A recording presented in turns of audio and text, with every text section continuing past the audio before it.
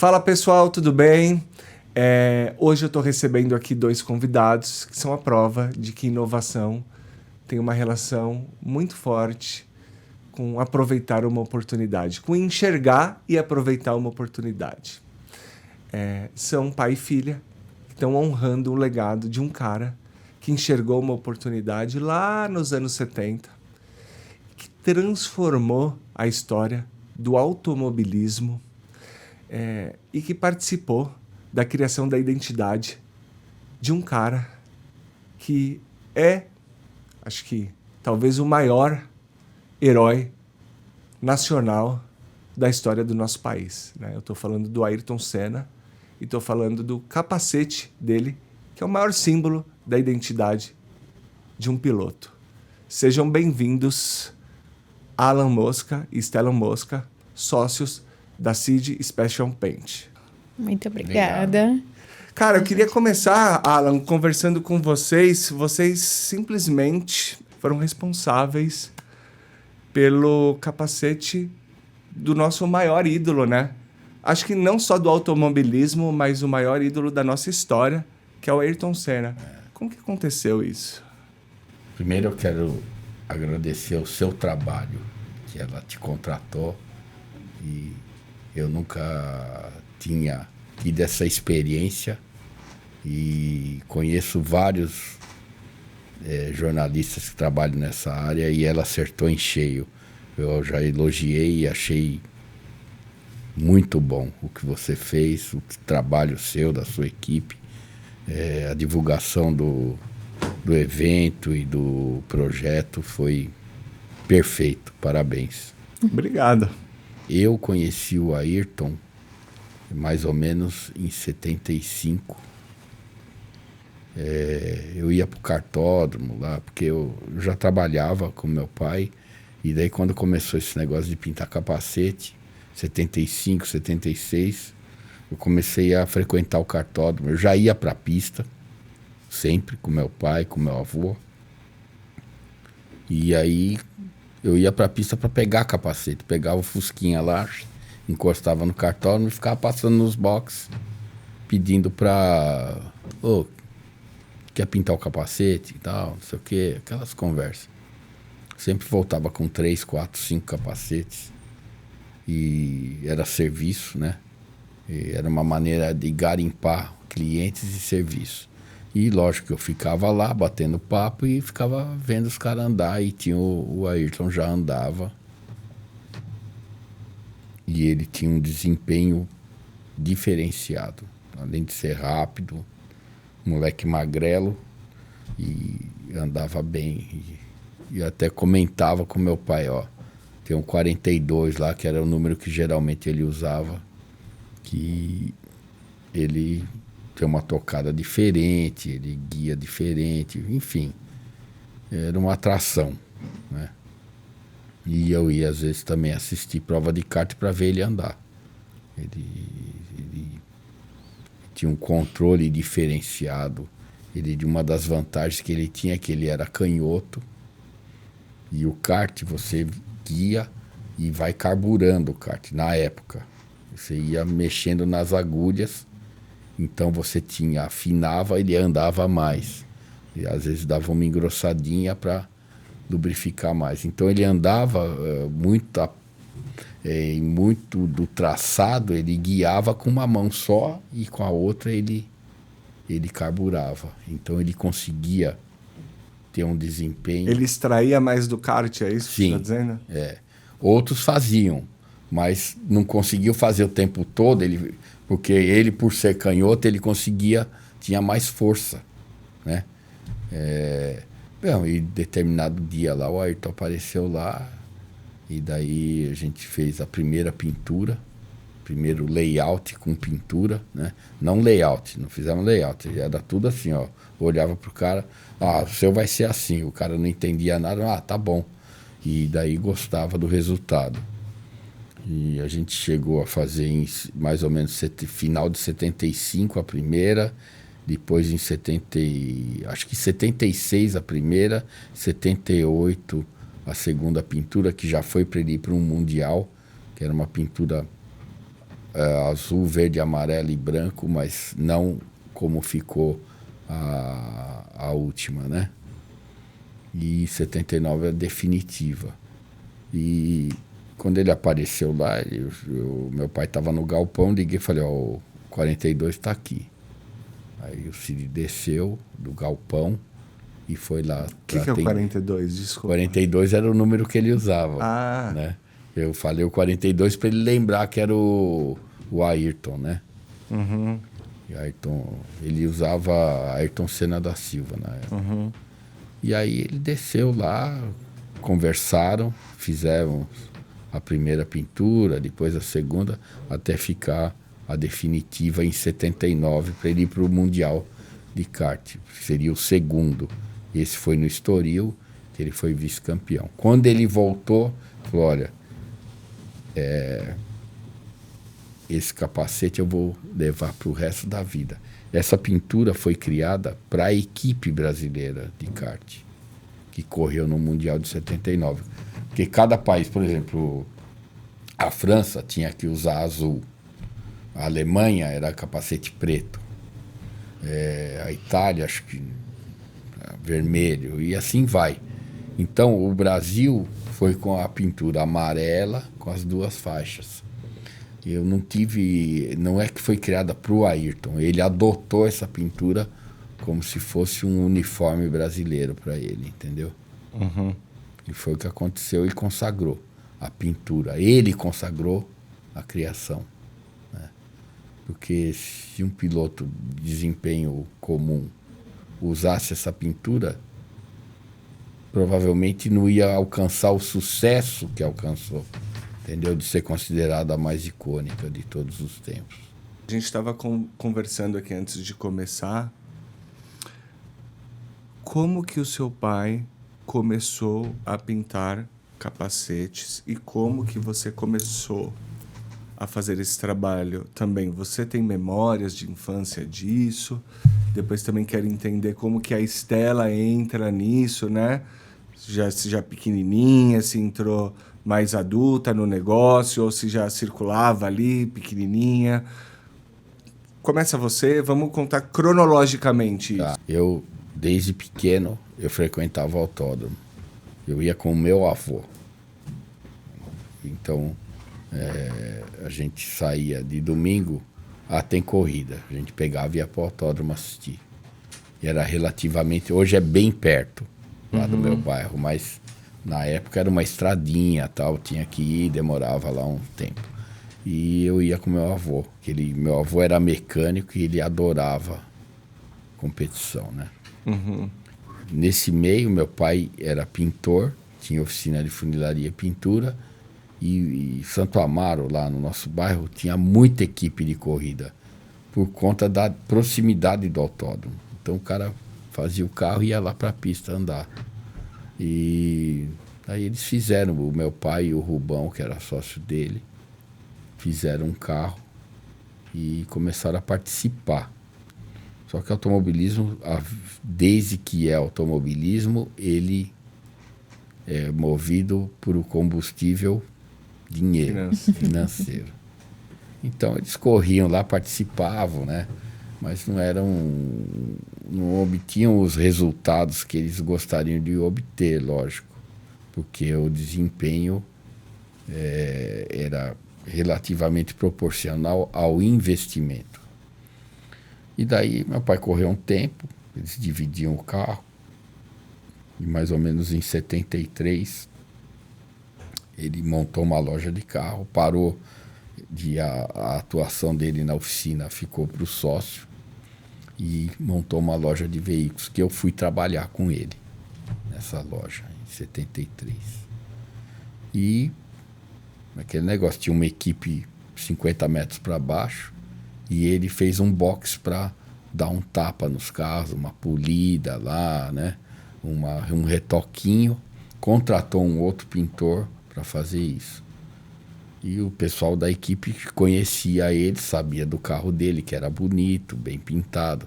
Ó, tem uma Brasília aqui do Ingo Hoffmann para pintar. Zero. O Ingo comprou uma Brasília. Ninguém fazia isso. O Ingo foi lá comprar uma Brasília zero que foi lançado em 73 também. Comprou, fizeram divisão 3, fizeram a lata, aliviaram o carro, mandaram para o Cid pintou. O patrocínio era a Creditum, que era uma empresa financeira. E aí foi. Fez esse carro, o carro ficou lindo, porque o meu pai, ele tinha noções de aerodinâmica e de desenho, ele gostava de desenhar e conhecia cores. Então, isso tudo montou uma receita. E ele entendia de como trabalhar com tintas, secagem, como é que pode polir, trabalhar com fita crepe, os tapes da época, que eram bem difíceis assim de trabalhar, não tinha flexibilidade, nada. Então, depois de um tempo, meses depois, a Super V foi uma categoria lançada pela Volkswagen. E a Volkswagen, uma montadora apoiando o automobilismo com o crescimento da Fittipaldi, o Emerson bicampeão mundial, aquele negócio todo. Então o automobilismo estava em ebulição. E veio um cara lá que corria de Super V e falou: ô Cid, lá do Rio de Janeiro, pinta meu capacete aí. Como é que você... não sei, vê aí e tal. Aí o Cid deu uma canseira no cara. Eu tô vendo isso aí tudo, vendendo o carro e observando tudo isso aí, que eu ficava para lá e para cá, né, tudo perto. E aí, quando pintou o capacete, ele cobrou um valor bom, que para valer a pena, né? E o cara pagou. E resumindo, depois de 2 semanas o cara voltou com um amigo. Ele falou: o cara vai vir aqui brigar comigo, já trouxe um reforço. E não era que o amigo queria pintar também. Daí o meu pai tinha um tino comercial forte. Ele falou: se isso aí funcionou com um e o outro quer, é sinal que dá para eu vender isso aí. Aí começou, já o Ingo, um cara icônico na época. O Ingo, vamos pintar o capacete. Pintou. E aí foi. Daí já alugou um outro espaço maior. Eu fiquei na loja. E depois de, sei lá, 1 ano, ele foi lá: tira os carros daí, eu vou vender por aí. Jogou um compressor lá, falou: ó, tem 200 capacetes para eu pintar. Eu, meu avô e um primo que era pintor. Então eu tive que aprender tudo. Eu fiz um supletivo de pintura. E daí... O que você está me dizendo, então, seu pai era um bom pintor, alguém apareceu lá, e aí ele mandou bem, ele aproveitou uma oportunidade. Exato. Eu falo sempre que o ofício de pintor de capacetes veio de encontro a ele. E... Não é que ele tentou vender alguma coisa que... O cara veio lá, pinta aí. Ele fez, descobriu que aquilo podia funcionar como um negócio. E foi fazendo. Daí o cara ia lá pintar o carro. Quer pintar o capacete também? Vamos fazer um pacote aí e tal. Daí fazia o pacote, o cara pintava o capacete. Cara, falar em pintar capacete, acabou de chegar aqui. Cami, se você puder vir aqui, por favor... Cara, não sei nem como pegar isso daqui. Deixa eu... Gente, isso daqui é uma réplica, né? Imagino. Oficial. Do capacete do Senna, que eles tiveram a gentileza de trazer. Aqui tá legal? Ficou bonito aqui? Gente, muito obrigado pelo carinho e capricho. Nossa, imagina. Eu não tô nem... Vou deixar aqui. Vocês querem falar... A gente já volta em todas essas histórias, mas já que ele chegou, vocês querem falar desse capacete?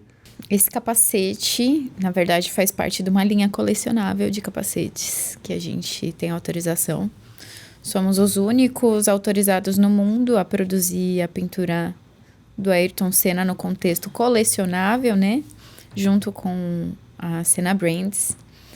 E... É mais do que um capacete, né? É um grande símbolo isso daí, de toda uma história. Na verdade, de 2 histórias. A história do Ayrton Senna, não tem como olhar para isso e não identificar automaticamente. E da nossa história também, né? Tudo que, a partir disso daí, diversas portas se abriram. Então, hoje, as pessoas podem ter um capacete do Ayrton Senna em casa. Todos eles vêm com um número de série, um certificado de autenticidade. É produzido artesanalmente, como tudo que a gente faz lá na CID. São mais ou menos 15 modelos, todos muito fiéis a momentos da trajetória do Ayrton dentro do automobilismo. E aí, como você mesmo falou, que te remeteu a momentos com o seu pai e tudo mais, para mim, além de ser uma memória de um esportista, né, incrível, esse capacete é uma memória afetiva.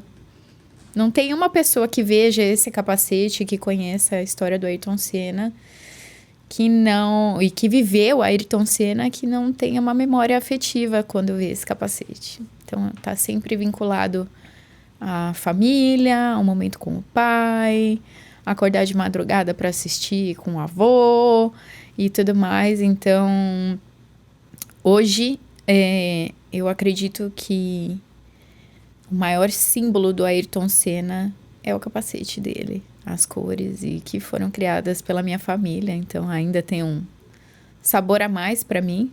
Não é só um capacete, não é só um produto. É um legado, é uma história contada através das cores aí do nosso país. Sou suspeita. Estela, quão difícil e quão desafiador é manter o legado de gente tão importante assim, né? Quanto o seu avô e o seu pai, Sim. que criaram uma coisa que, assim, cara, que tá aqui na minha frente agora, nunca pensei que eu ia chegar tão perto, né? A gente conversou sobre isso. Eu acho que você percebeu que foi sincero e franco da minha parte, porque foi. Sim. Eu vou até falar disso depois, mas... Qual é o tamanho do seu desafio agora? Que eu também quero explorar muito isso. É difícil você conseguir... Eu não tinha ideia da história da minha família profissionalmente até estar lá na CID trabalhando de fato.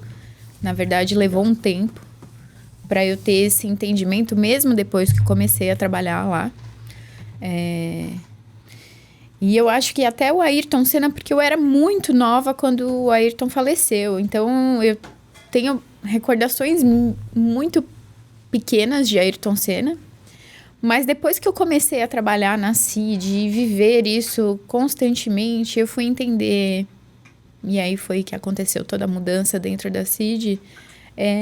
O peso das duas histórias.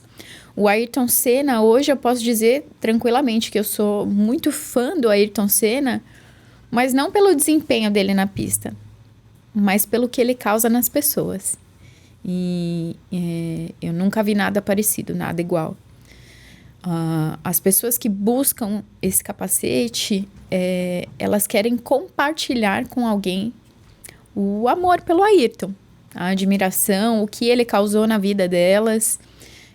Já vivi histórias absurdas, assim, já escutei muita coisa sobre o Ayrton de fãs. E aí eu fui tendo esse entendimento. Então as pessoas iam lá, sempre compartilhavam uma história sobre o Ayrton Senna, de como mexia, de como era importante. E aí eu fui entendendo o que a CID fez, porque não é só um serviço de pintura.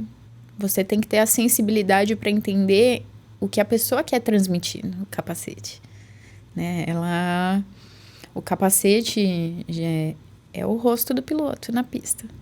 Então, a pessoa chega e conta sobre ela, conta quem ela admira, conta o que motiva, o que ela quer transmitir, e aí, em cima disso, a gente cria uma arte. Eu sei que na época do meu avô era até diferente. Meu pai conta que ele era quase que místico, assim. O Eduardo entrava lá, ele olhava, falava, não, a sua pintura vai ser desse jeito. E criava, e que isso foi... Ele era performar. Isso. Isso foi criando, né? Muito engraçado nesse ponto. Ele não dava muita chance da pessoa escolher, né? Pelo que eu sei, Ele era meio imperativo. Ele olhava, Edu, seu capacete vai ser preto, vermelho e amarelo. Ele não sabia por quê, mas ele falava, esse o cara é mesmo. Não, olha aqui, ó, não sei o quê. Aí rabiscava. Eu também, muita coisa, não tinha layout. Era tudo no rabisco. Fazia no lápis, numa fichinha lá, fazia um capacetinho e tal, e riscava lá umas linhas. O cara não sabia, o cara não entendia nada. Você tem saudade disso, dessa época? Eu tenho as fichas todas guardadas lá. De vez em quando a gente dá uma olhada. Teve alguma época lá que eu publicava a ficha do cara. Nossa, o cara endoidava. Porque eu tenho lá pacotes de ficha, né? E era muito legal. Era uma época mais... romântica. Um pouco... hoje fala muito de raiz e Nutella, né? Era mais raizão mesmo.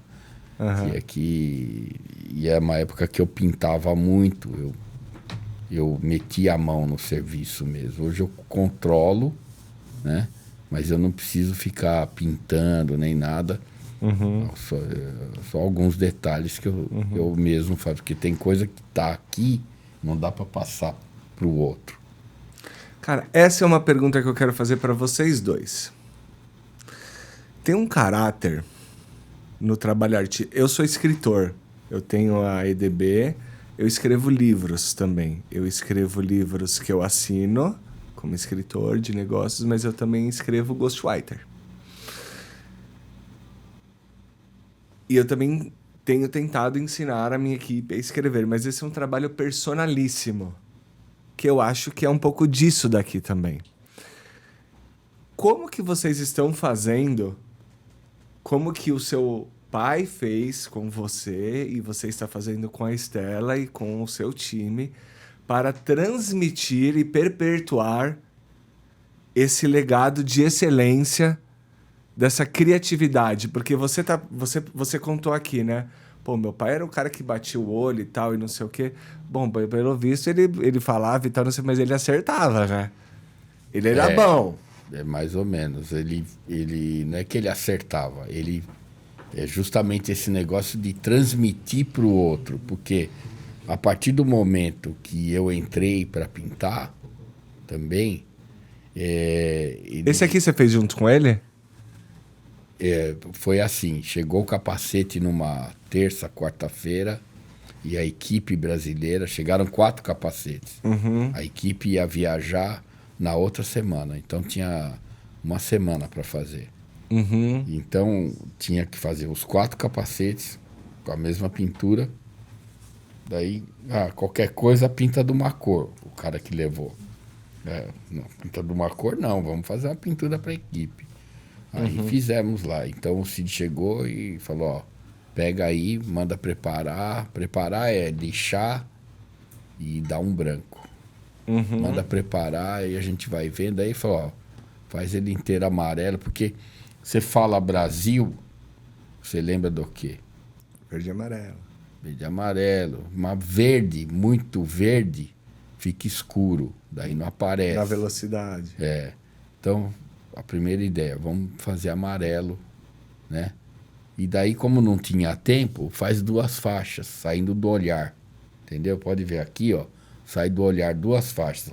A verde em cima e a azul embaixo. Por quê? O azul, por ser mais escuro, ele fica de base pro amarelo e pro verde. É uma teoria que a gente tem, né? Então ficou isso, simples, mas a distância pequena, média e longa distância você identificaria. E a intenção é essa, a comunicação visual rápida, né? E que o cara bateu o olho uma vez, já sabe que é o Ayrton. Tanto é que em qualquer lugar do mundo, você pega uma fotografia de quem é esse cara? Alguém vai falar, não sei. Aí mostra o capacete, cara, é o Ayrton Senna. Entendeu? Porque é uma marca, né? Então, a gente começou a lidar com a marca pessoal dos pilotos. Todo piloto é relativamente egocêntrico. Ele tá lá, tal, ele quer, entendeu? Fazer presença. Senão ele não... Porque ele também, ele é um produto, é um cara que está vendendo produtos. Nacional, Hugo Boss e tudo mais. E assim, já dentro do mercado nacional, já começou, a partir do momento que o Emerson foi campeão, aquele negócio todo, então começou a ter um movimento de profissionalização do automobilismo nacional. E foi o que aconteceu. E ele foi no rastro do Emerson. E do Nelson. Do Nelson eles são meio contemporâneos, assim, na mesma entendi, época. é verdade. Ele veio logo depois. Mas também no rastro É que o Nelson do veio um Emerson. pouco antes, né? Um pouco, mas os dois já corriam. Sim. O Nelson foi para lá em 78, Ayrton, uns 8 anos antes. Né? E o que aconteceu foi isso, porque... E o Cid, ele era assim, ele falava, vamos fazer assim, assim, assado. E depois ele queria mudar, depois. Que eu ficava no capacete e ele ia pro galpão fazer carro. Porque carro, caminhão, frota de carros, entendeu? O negócio foi crescendo. E isso aí dava mais resultado financeiro. O capacete era um chamariz. Dava dinheiro, mas não era aquele negócio todo. E eu fiquei no capacete. E ele ficou no... Só que ele ia lá, fizemos isso aqui. Tá bom? Tá bom. E quando ele falava não tava, tinha que mudar. Ele, além de tudo, ele era um cara, assim, artista. Eu não vou falar que eu sou artista, mas meu pai era artista.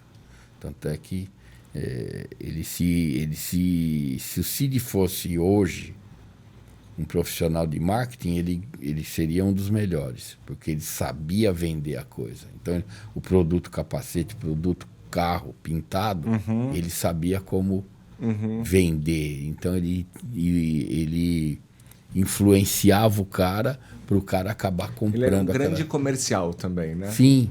Então, ele chegava e, não, porque eu vou fazer não sei o quê. E teve cara que chegava lá, pô, você é a cara do François Sever. Que era um piloto bonitão que acabou morrendo.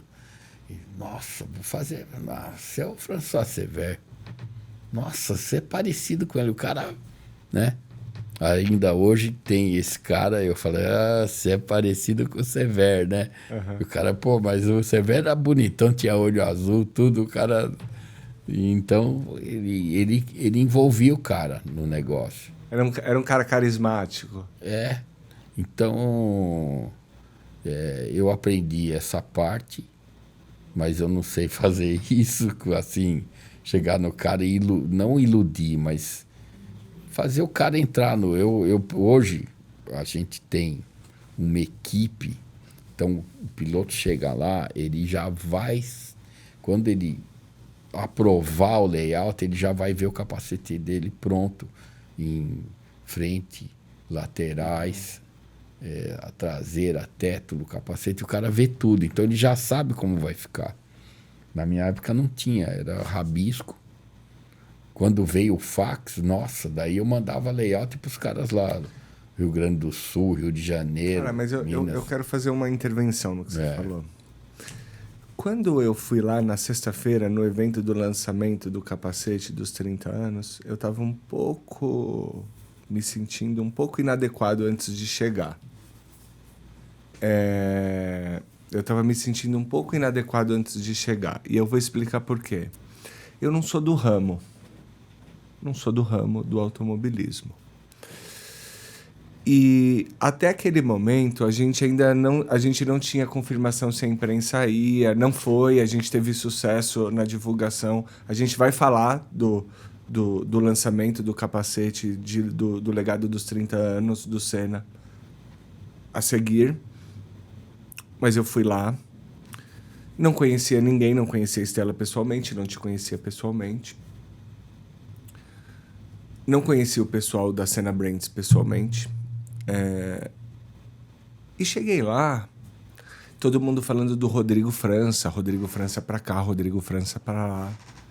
Cara, cheguei lá, fui super acolhido. O Rodrigo, acho que você me apresentou. Ele me puxou, não, você tem que conhecer fulano, você tem que conhecer ciclano. Porra, eu fui super bem tratado. Eu achei a galera que tava lá Na hora que começou a apresentação, todo mundo, nossa, parecia que era um brinquedo novo, assim, que tava apresentando. Tava todo mundo super entusiasmado. Eu fiquei nervoso junto com eles, assim, parecia um show, assim, que tava começando. Um show de rock, assim, de uma banda que todo mundo gosta, assim. Me senti até vivo novamente, assim, me deu um certo entusiasmo, assim, eu fiquei eufórico. E eu já tinha visto o vídeo, assim, não era uma novidade pra mim, e tinha visto foto do capacete, não tinha visto o capacete. No fim das contas, eu fui super acolhido. O que eu quero dizer? Talvez vocês não tenham o mesmo perfil de sedução que o Cid tinha, mas tem outros. Sim, com certeza. Tem uma outra forma de acolher e de seduzir, porque o que eu imaginei, sendo muito franco, eu falei, puta, eu tenho que tomar cuidado, porque, puta, eu não sou do ramo, talvez, sei lá, talvez tenha um pouco de gente meio estrelinha. Sacou? Pode ser, né? Eu entendi. É que a gente também, pela tradição que a gente tem, dentro desse mercado e dentro do automobilismo. Então, pessoal, eu vou te falar um negócio. Eu tenho amigos dentro do automobilismo e não são poucos, né? Hoje no Brasil, vou falar só do Brasil, tem 5, 6 pintores de capacetes que seguiram a nossa trilha. E eu acho legal pra caramba isso daí. Tenho amizade com todos, sem exceção. Todos me respeitam, eu respeito todos. E tem muitos pilotos que são meus amigos e que não pintam comigo. Entendeu? Então, isso aí, para mim, é muito legal. Eu nunca quis... eu sou o Alan, eu sou o Cid, ou a Cid nossa, isso... Porque não tem necessidade. Isso aí é dispensável. Então, por essa qualidade, eu acho que é uma grande qualidade de receber todo mundo muito bem e tratar todo mundo de igual para igual. Chegar um menino lá para correr, que corre de kart, eu vou tratar da mesma forma, reverenciando o menino, como quando eu recebo o Rubinho, Felipe Massa ou Max Verstappen. É a mesma coisa para mim. Pra gente é a mesma coisa. Entendeu? Então o cara se sente confortável quando vai lá. E o ambiente do automobilismo é bem legal também. Eu adoro conviver com os caras, entendeu? Com o piloto, jornalista. Você vai se enfronhar mais nisso, você vai ver que é muito legal. O Rodrigo França eu conheci, ele era foca. Ele era foca. E ele se tornou assessor de imprensa do Instituto Ayrton Senna, da Senna Brands. E ele acompanha outros pilotos pelo mundo. Ele vive em tudo que é GP, ele tá lá. Ele contou. E foi um cara super gentil comigo. Esse é o ponto, assim. Eu achei que eu ia encontrar pessoas, eu fui meio com... Porque, assim, quando você não é do ramo, você toma um pouco de cuidado, né? E eu achei uma coisa glamurosa, assim, pra mim. Pô, foi super legal. Eu sou da área de inovação que cobre outras coisas, né? Enfim, o que eu quis dizer é que, pô, eu me senti de verdade mesmo, assim. Cara, eu não falaria se não fosse.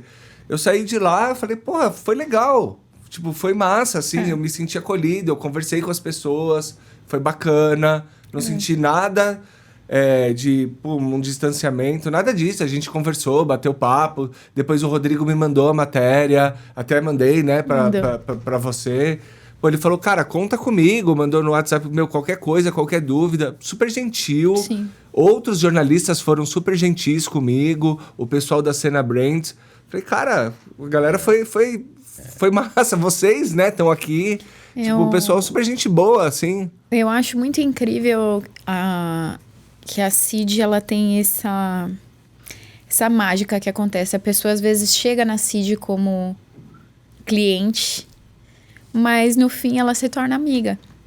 Então, às vezes, as pessoas nem estão indo lá para fazer qualquer coisa, mas constantemente passam na Cid, entram, batem papo. O Alan Ele fala que ele não é como o Cid, ele pode não ser performático como o Cid, mas assim, você vai ver um dia a gente na pista com ele, é incrível, assim, desde o mecânico até o dono de equipe, todo mundo vem, abraça, ele faz com que o ambiente seja próximo com as pessoas. Aí eu tenho certeza absoluta que hoje a gente tem diversos amigos que chegaram lá como clientes e que até hoje estão lá com a gente e continuam sendo clientes, mas muito mais amigos, né?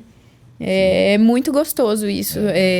E a tradição se mantém. Você perguntou, como vocês dão continuidade com essa excelência?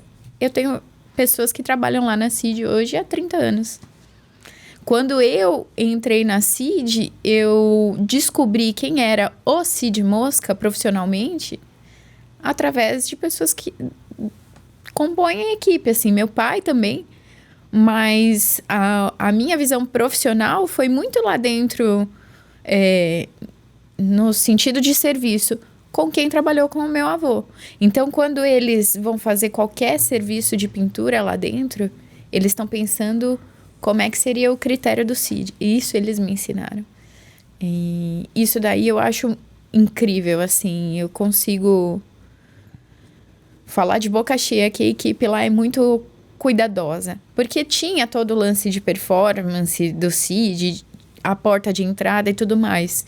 Mas se o serviço não fosse legal, o cara não ia voltar há 51 anos. Sem dúvida. Lá no evento tinha cliente que começou a pintar capacete com o Cid e que até hoje pinta lá. Então a tradição se mantém na equipe de funcionários, no Cid, Alan e Stella. E aí veio o vô e pintou na Cid, depois trouxe o filho e agora está trazendo o neto. A história se repete em gerações de diversas formas lá dentro. Uma tradição. O cara pintou, daí traz o filho, depois traz o neto. E se não Tem fosse... alguns casos lá já, não são poucos, de vir o neto, aí teu vô, tá bom, não sei o quê. Inclusive funcionários, né? O pai veio, hoje trabalha o filho lá dentro da CID. E se não fosse tão legal, não se manteria, né? Muitos funcionários trouxeram os filhos para trabalhar com a gente. Porque a empresa é correta, né? E outra característica nossa é trabalhar tudo corretinho, tudo certinho. Ela que cuida disso, nunca foi tão bem cuidado. A parte administrativa, que eu não gosto. Eu gosto de ficar lá mexendo nas coisas, atender, pintar, desenhar. Eles estão dando um jeito de me tirar de lá, mas eu não saio. Porque está funcionando, entendeu? Eu tenho como... hoje, mas é bom, porque hoje eu tenho liberdade. Se eu quiser viajar, se eu quiser... hoje eu não vou trabalhar, vou fazer outras coisas. Eu posso cuidar da minha vida particular. Isso aí foi um benefício que eu tive, que eu, na verdade, eu acabei conquistando. Ela proporcionou e eu vejo como conquista também. E eu sempre... o Cid era... ele concentrava tudo nele. A diferença é essa. Ele queria tudo ele fazer. E eu deleguei. Chegou uma hora que ele queria que eu fizesse tudo. Preparasse o capacete, passasse o desenho, pintasse, desse verniz, montagem e tudo mais. Eu falei, a gente não vai para frente assim. Eu fiz faculdade e tudo, eu aprendi algumas coisas. Você se formou em quê? Turismo e relações públicas. Eu podia ser jornalista também. Olha só, você fez uma escolha melhor, cara. Você escolheu ganhar dinheiro. Mas eu durante o tempo que eu estava estudando, eu já estava pintando. Então eu falei, eu vou terminar, mas eu tinha muito trabalho na época. Eu trabalhava muito, muito. Desde cedo até o princípio da noite, saía correndo, ia para a faculdade, voltava. Mas foi uma época muito legal. Mas a gente aprende quando estuda mais, né? E daí eu fui impondo, olha, eu vou fazer isso. Daí comecei a passar o serviço. Então a produção que era, na época, que eram 12, 15 capacetes, passou para 35. Daí eu mostrei para ele, olha aqui, ó. Mas o cara vai aprender, vai querer trabalhar. Deixa aí.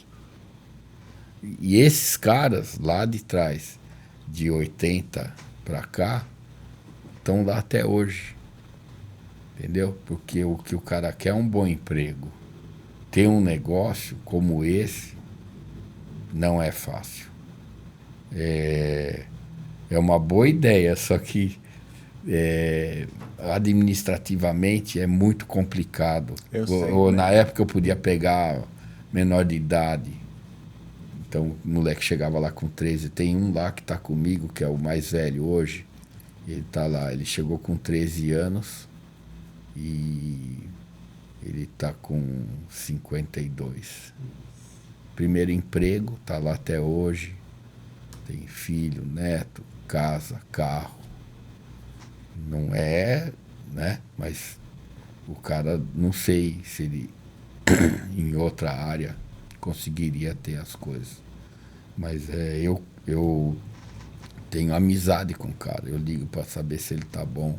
Se eu precisar dele, eu ligo para ele e outros, né? Tô falando desse.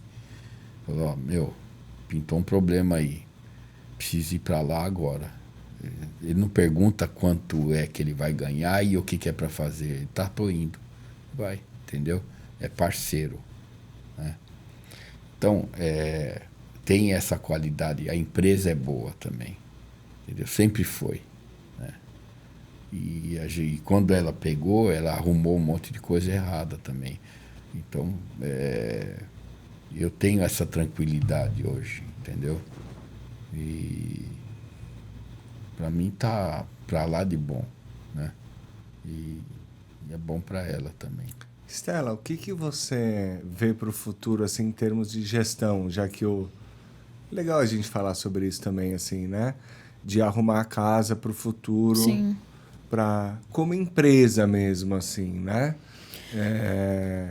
Que tem essa coisa da oficina, né? Que parece tudo meio um monte de jornal no chão e tal, e todo mundo sujo de graxa e pintando e tal. Mas, peraí, isso é um negócio. Na verdade, a CID passou por uma transformação, assim, gigantesca nos últimos anos. Eu tô há 12 anos na CID, eu comecei a trabalhar lá um ano depois que meu avô faleceu. E para eles que já estavam, sei lá, 40 anos ali, quando você tá... É aquela zona de conforto, né? Então, você tá naquele ambiente, você não tá percebendo necessidade de mudança, você não tá percebendo o que você tem nas mãos. Quando eu entrei lá, o que você viu dessa vez, nossa, é uma diferença absurda, assim. Para mim, um fator era assim, o Alan, às vezes hoje, já passa da hora que ele vai embora e ele tá lá, ele tá curtindo o ambiente. Foi difícil, gerações diferentes trabalharem juntos. Acho que é muito difícil você pegar a terceira geração de um negócio familiar. Mas eu vi a oportunidade, porque eu via a sensação que passava nas pessoas. E eu acho que 100% do que a gente faz lá está vinculado à emoção. Eu tento botar emoção em tudo que eu faço lá dentro da CID. E aí eu comecei a encher o saco dele. Eu falei, a gente tem que mudar, a gente tem que valorizar o que a gente tem aqui dentro. Para as pessoas entenderem, não é qualquer lugar que está há 40 anos funcionando e funcionando bem. E eu transformei. Então, antes era uma oficina, agora é um estúdio. Mas não é só porque eu quis dar um nome bonito. Você entra naquele ambiente... A gente tinha lá a coleção infindável de capacetes com histórias. Falei, gente, isso aqui é um museu. Para quem gosta de automobilismo e sabe da história, isso daqui tem que estar exposto e de uma forma que a pessoa navegue aqui dentro. Ela não vai querer ir embora. A parte de funcionários, eu fui profissionalizando algumas coisas que nem tinha como eles pensarem nisso, assim... Porque era isso, era uma oficina, né? Aquela parede com os capacetes, a ideia é sua? Sim, a loja inteira. O chão? O chão é a única coisa que restou do que era. Mas aquela toda... Eu contei, são 200 capacetes. São mais ou menos isso, mais ou menos isso. Eu vi. E ainda tem mais guardado. O Alan tem uma coleção de capacete, só capacete branco. Ao contrário do que a gente faz, ele tem a coleção dele só de capacete branco. Cara, aquilo realmente você tem razão. É um museu. Porque eu fiquei olhando vários. Você navega. Eu tenho uma pergunta sobre aqueles capacetes. Sim. Eu vi capacetes que vocês me contaram que vocês fizeram, né? Capacetes do Senna, que a gente vai falar vários. Capacetes do Piquet, do Fittipaldi. Mas eu vi capacetes de vários outros pilotos. Sim. Vi capacetes do Prost, capacetes do Hamilton, capacetes do Montoya. Eu não sei porque eu lembrava do Montoya, que ele era muito doido, né? Sim. Aquele cara. O Montoya, meu pai era fã dele, então tem 3 ou 4 capacetes dele lá. Os capacetes que estão lá, vocês fizeram todos? Sim. Alguns são réplicas, mas a maioria é piloto que me deu de presente. Ah, mas eles deram porque Usou. Usou e depois presenteou. Que foi lá, ó, então, que eu ficava pedindo, dá um capacete pra mim. Ah, mas não foi vocês que pintaram? Sim, fomos nós. Ah, o cara pintou, usou e depois trouxe de volta. Quando veio entendi. trocar, ele, tá, esse fica aí. Hoje em dia é mais difícil, porque a maioria dos pilotos guarda os capacetes. Ou tem que entregar para patrocinador. Ou troca, faz patrocínio. E daí entrou a réplica, dá uma réplica, daí o cara faz a Dos pilotos novos, vocês estão fazendo? Alguns brasileiros, não todos. Na verdade é que assim, Fittipaldi. Hoje a fábrica entrega pintado.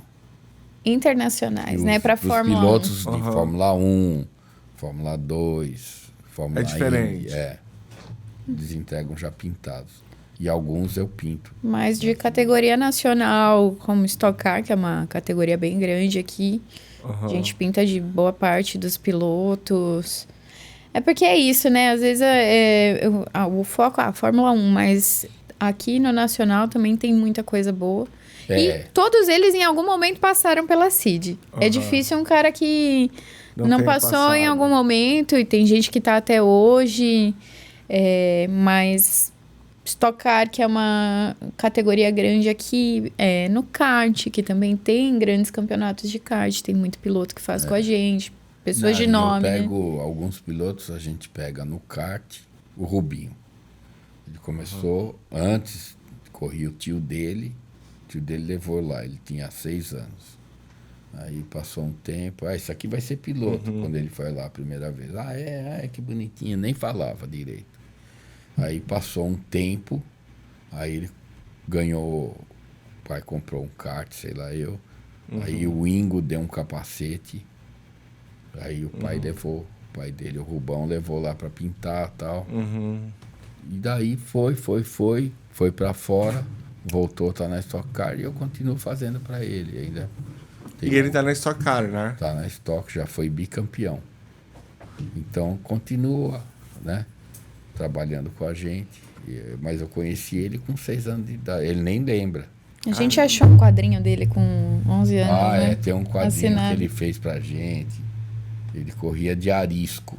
O kart dele era... Tem uma história de gestão dele da Arisco, né? Que a Arisco patrocinou. Tem uma história interessante de financeira dele com a Arisco, né? Que eles assumiram um risco. Uma vez eu vi uma entrevista dele contando essa história. Ele correu de arisco até chegar na Fórmula 1. Foi com arisco. Mas tinha uma... Não, ele teve que... Uma parte da grana ele teve que saldar com eles. Mas aí a Arisco bancou e aí depois, quando ele ganhou o dinheiro, ele restituiu. Foi isso aí. Mas foi uma jogada, eu achei interessante a jogada. Foi ousada e uma aposta que deu certo, né? Poderia ter dado errado, mas deu certo. Deu. É. Porque se não dá certo, a Arisco ia perder também, né? Aham. Mas deu certo. Que bom. Eles fizeram uma aposta, acho que eles já previam, né? Não, a gente vai levar o cara até a Fórmula 1 e põe dinheiro, entra, né? Fórmula 1 não tem ilusão. Quem tiver mais grana vai correr. Se você calcular que no mundo deve ter uns 80 pilotos que querem correr de Fórmula 1, tem 20 vagas. Então tem 20 satisfeitos e 60 choramingando porque não está lá, né? E muitos são tão bons e não tiveram a chance de estar lá, entendeu? Mas eu tenho uma questão com relação ao Rubinho. Ao Rubinho e a todos... Sim. Eu vejo muito essa questão daquela corrida que ele freia e o Schumacher passa ele. Ah, mas aquilo... contrato. Então, mas esse é o ponto. Ele freia e o Schumacher passa ele. É um contrato. Eu tenho contratos no meu... Eu consigo compreender que eu assumo contratos e que tudo na vida tem ônus e bônus. Sim. E eu provavelmente... E eu também tenho filho. E eu também tenho que calcular isso. E eu não estou julgando do ponto de vista... como um homem, como um cara que assina contratos, e se eu tivesse um contrato da Ferrari na minha mão, se eu tivesse essa chance, etc, parará, parará, parará, parará. Isso é outra questão. Mas tudo na vida tem ônus e bônus, né? O ônus dele, eu acredito que seja lidar com a desportividade dessa decisão que ele tomou de honrar esse contrato e com a aversão que a torcida esperava que ele desonrasse o contrato. É. A Fórmula 1, ela encurrala o sujeito numa decisão dessa. Com certeza. De uma maneira que eu não vejo os outros esportes encurralando. Ou pelo menos eu não tenho conhecimento ou não fica tão exposto dessa forma. Pode ser também. O cara não fica numa exposição dessa ele maneira. Ele não fica no fio da navalha. Ele né? não... Ou não demonstra isso. De novo, eu não estou julgando, não, porque eu também tomo as minhas decisões e sinceramente, não me orgulho de todas. Eu não tenho o menor receio disso, de olhar para trás e falar assim, puta, aqui talvez... eu tive que tomar uma decisão que talvez... A única coisa que eu acho é que ele se expôs, ele mesmo se expôs muito. Ele não precisava quer dizer, se fosse eu ia tirar o pé, deixar o Schumacher passar. Deu problema no freio, o carro estava com problema, não tinha como segurar, nas duas vezes. Do jeito que ele fez, ele mostrou que ele estava deixando o cara passar. O resultado foi o que aconteceu, né? Teve um dano na imagem dele. Porque piorou para ele. Ele fez para mostrar. Mas eu acho que se ele tirasse o pé, na boa, vai deixando o cara chegar, o cara passa, vai embora, termina a corrida em segundo. O que aconteceu? Deu um problema no câmbio, deu problema dava uma desculpa qualquer e pronto. Eu acho que era melhor para ele, mas ele fez do jeito que ele achava melhor, que ele considerou melhor. Tudo bem, não tem problema. O Rubinho, em várias situações, ele fez o carro, o Schumacher. Eu não tenho a menor dúvida disso, cara. O Schumacher não gostava de treinar. Quem treinava no carro era o Rubinho. E muitas vezes o Michael não sabia como tirar tempo, copia o carro do Rubinho. Ia lá e ganhava a corrida. Então o Rubinho tem uma sensibilidade. O Rubinho, ele já devia ter nascido com 4 rodas. Você vê, ele está com 52 anos, está correndo até agora e é competitivo. É uma pena ele não ter sido campeão, né? É uma grande pena. Mas, para mim, ele é um dos melhores brasileiros que andou na Fórmula 1 e foi vice-campeão algumas vezes. 2, né? E ele teria total chance de ser campeão. Mas tinha o Michael Schumacher, que estava lá, era o bambambam da equipe.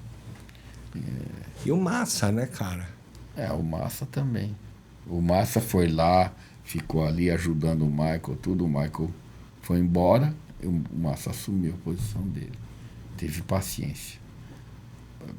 Por um tempo menor, mas teve a paciência de esperar a vez. O cara adorava ele. Ele, tô aqui para te ajudar. Entendeu? O Rubinho teve algumas chances, mas você vê, na Áustria ele era muito mais rápido, ninguém segurava ele. Silverstone, que era uma pista na Inglaterra, que vai ser agora esse fim de semana, ele também dominava, ele andava muito rápido lá. E não tinha como segurar ele, o Michael não conseguia. E... enfim, é um piloto completo. No Brasil ele andava muito, ele era muito rápido. E outras pistas também, Suzuka. Bom, corrida você vai encontrar milhares de detalhes desse tipo, né? Agora tem o Max Verstappen e o Pérez. O Pérez não anda nada.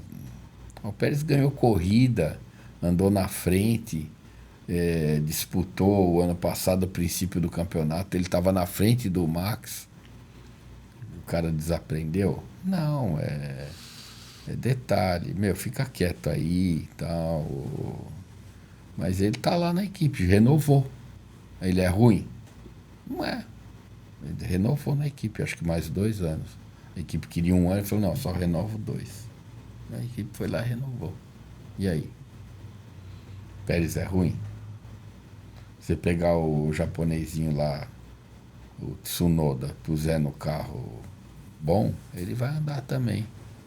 Só que tem um negócio, pegar o Max Verstappen, puser na McLaren, na Ferrari, ele vai andar na frente também. Ele é muito bom. Ele é fora da curva completamente. Ele é... vou falar que ele é melhor, mas ele tem... é como o Ayrton. Eu comparo o Max Verstappen no mesmo nível de fora da curva que foi o Ayrton. Eu acho que ele vai ser, se ele não der a louca e parar, ele vai ser um dos maiores campeões da Fórmula 1. Genioso também, não gosta de que ultrapassem. Domingo ele lá se esfregou com o Norris e já teve outras coisas com o Hamilton. Mas os caras que ganham, eles não querem chegar em segundo, né? Eles querem ganhar. É isso. Existe uma diferença entre o... Uma vez eu vi uma entrevista do César Cielo. O César Cielo disse assim, eu não esqueci dessa entrevista, sabia? Ele falou assim, existe uma diferença entre o excepcional e o extraordinário. O excepcional é com a disciplina. O extraordinário, você precisa ter um propósito muito diferente. Ele falou assim, cara, ele treinava. Aí chamavam para treinar às 7 horas da manhã, tipo, no inverno. E ele falava, cara, eu nunca perguntei pro meu treinador por quê. Tipo, meus colegas ficavam putos. Ele falou, cara, eu nunca me questionei isso. E eu queria ser um atleta medalha de ouro. Tipo, e isso era o propósito suficiente para mim. Porque eu quero? Porque sim. E eu sinto uma diferença muito grande entre o cara que quer ser um campeão e entre um profissional do esporte. Entende? Sei. E aí você, né, voltando pro Senna, a gente vai falar agora do capacete dos 30 anos. Esse cara, que eu me lembro disso, e depois que eu revisitei todas as entrevistas, etc e tal, porque eu vi durante muito tempo, ele tinha essa coisa do, cara, não, mas eu quero, não, mas eu vou tentar. Essa coisa de a corrida tá perdida e de repente ele vai retomando e você vai descolando do sofá, assim. Eu me lembro disso, assim. Cara, isso era muito legal, assim, de você, sabe, a garra, o esforço. Sim. Sabe, eu imagino que não deva ter sido uma pessoa fácil de convivência também, assim, imagino que... Porque quando você trabalha com um cara que é muito determinado, um cara que é muito exigente, claro que essa pessoa não é fácil, né? É o que você falou, o genioso, o cara que é, como você falou do seu pai, né, do seu avô. Eu não tenho dúvida de que deve ser uma pessoa que não é fácil. Mas que cara gênio que é fácil. É. Tipo, você conhece algum? Mas o Ayrton, no quesito pintura, ele Bateu o olho. ele falava, eu quero fazer, pode fazer. Ele nem perguntava como é que ia ficar, não queria Sério? nem saber. Ele nunca julgou, não falou, não gostei, muda. Foram poucas alterações também, mas as que a gente propôs aí, Ele topou. ele, pode fazer. Vocês acham que vai ficar bom? Vai, então pode fazer. E porque além do capacete, a gente fez barco, aeronave, layout e pintura. Do patrimônio dele. Helicóptero, algumas coisas dele. Bicicleta, layout para moto, para barco que ele pôs o nome, né? Então a gente fez na maquete para o produtor reproduzir. E algumas coisas, tudo que envolvia cor e design de pintura, ele chamava o Cid. Eu ia junto. Ô, Alan, onde você estava no falecimento do Estava Senna? em casa. Ela tinha feito 5 anos, dias antes, teve uma festa no sábado, eu fui dormir tarde. E aí um amigo me ligou e falou, tinha telefone no quarto. Eu atendi, era telefone, não era celular, né? Claro, 94. Aí eu atendi, o Eduardo ligou. Tá vendo a corrida? Eu falei, não, tô dormindo. Ele falou, liga lá que eu acho que o Ayrton Senna morreu. Eu falei, cala a boca, Postalo, não, liga lá. Aí a hora que eu vi, eu já vi que o negócio era feio. Muito feio mesmo. E já tinha morrido o Ratzenberg, o Rubinho tinha batido. O Rubinho podia ter morrido também. Dizem que foi a batida mais grave dos três, né? Não digo a mais grave, mas a desaceleração foi brutal do Rubinho. Porque foi frontal. É que como pegou na seca, bateu e voltou. Uhum. Ele quebrou o nariz, tudo. Ficou desacordado um bom tempo. Tiveram que pegar a língua dele, ele machucou a língua. Foi bem grave mesmo. Ele deu sorte, acho que uns 5 minutos ali, ele teve que ser reanimado, eu acho. Mas tá aí, graças a Deus tá aí. Mas o Ratzenberg e o Ayrton tiveram essa sorte, né?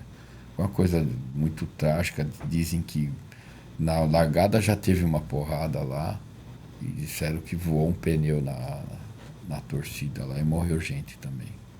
Até hoje ninguém falou nada, ninguém confirmou, mas você vê o pneu, se pegar a largada, Pedro Lamy bate o carro, um portuguesinho lá bateu o carro e a roda voa na plateia.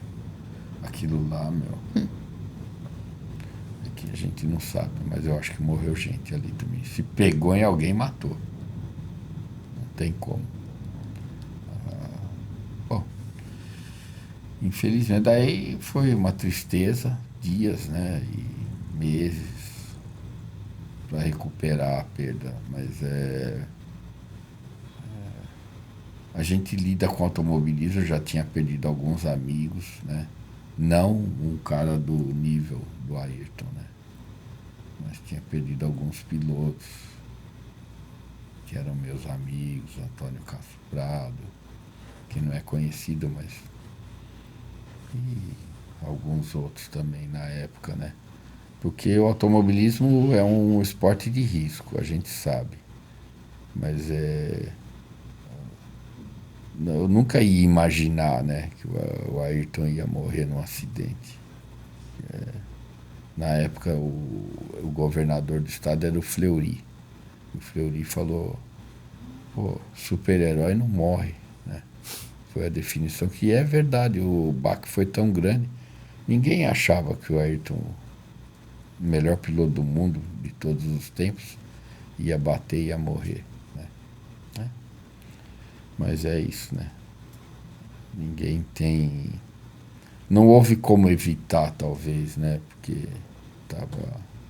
acho que o legado dele ficou tão forte por conta disso, né? Ele cumpriu a missão dele ficou o legado do Instituto, tanta gente que eles ajudam e tudo mais. É uma maneira de compensar tudo, né? Eu tava na minha casa, assistindo a corrida, vi a batida. Eu tinha 10 anos. Você vê uma diferença tão pouca de idade, mas nessa idade já faz bastante diferença. É.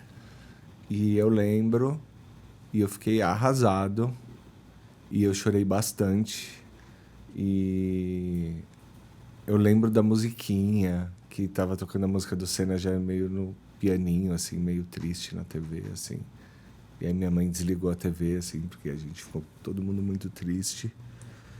E tinha essa coisa do super-herói. Deu um vácuo mesmo, assim, porque era um programa familiar. É difícil explicar isso para as pessoas. O Senna era um programa de família mesmo. Né? Era uma coisa que a gente fazia. Vamos lá, a televisão ela tinha um papel na sociedade brasileira nos anos 90, nos anos 80 e 90, diferente da formatação da família hoje. Então, a gente sentava em torno da televisão para fazer coisas, para assistir programas de TV. E uma das coisas que a família fazia era assistir o Senna, como era assistir o Silvio Santos, sei lá. Sim. Mas era diferente o vínculo com essas figuras, mas o Senna tinha uma coisa assim. E, cara, e foi brutal, velho. O jeito foi ao vivo, entendeu? Tipo, e foi tosco também, porque parecia muito evitável a morte dele, assim, né? Por que não tinha pneu naquele muro? Eu sempre bato nessa tecla. Tipo, por que não tinha pneu? Meu, o Piquet fala, meu, é uma reta que, né? Reta curva. É uma reta curva, né? Ele falou no Roda Viva, né? Cara, o Ayrton, só se ele teve, sei lá, alguma coisa, ele nunca erraria aquela curva. Não, quebrou a barra. Quebrou a barra, ele explicou. No outro dia, ele já meio que matou a charada, né? No Roda Viva e tal. Um ano antes tinha pneu e brita. Teria evitado Se aquilo, tivesse talvez. Pneu e brita ali, o eixo a suspensão e roda com pneu, que aquilo bateu, quebrou a suspensão e veio nele. Aquilo ali, se tem pneu, ele ficava enroscado nos pneus, entendeu? A suspensão ia espetar lá e ia ficar enroscado, ele ia sair andando do carro, provavelmente. Ele não tinha nada, o Ayrton não tinha nada, ele não tinha ferimento nenhum, só na cabeça. Então, e parece que quebrou a base do crânio, que é a pancada, né? Infelizmente, só quando acontece, né, que começa a mudar, para melhorar, né? Depois eles baixaram o piloto, deixaram mais afundado no carro, o cockpit subiu, né?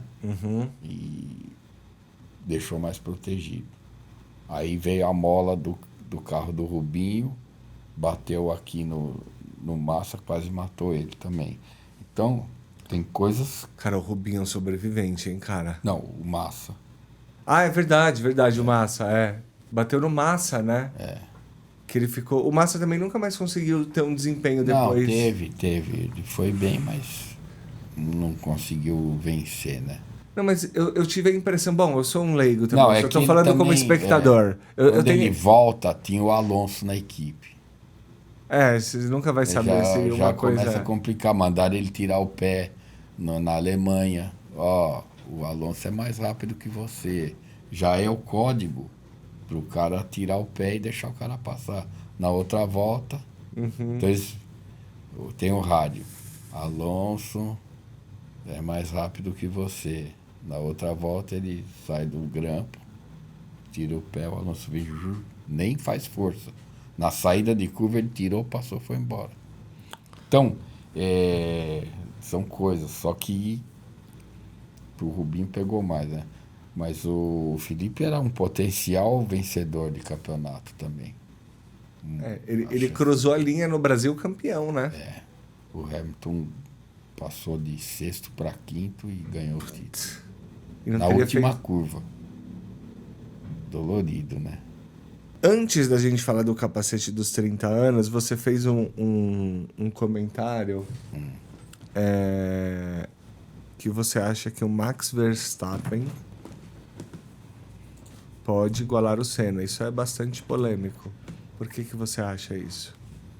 Por causa do desempenho dele. Ele é muito bom. Primeira corrida que ele fez um carro bom, ele já ganhou.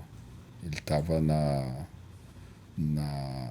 Toro Rosso, que não era um carro da Red Bull principal, e tinha a Toro Rosso.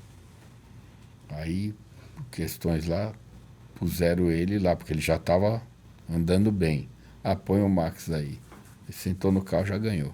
Primeira corrida. Não foi estreia. Ele estava no primeiro ano dele lá.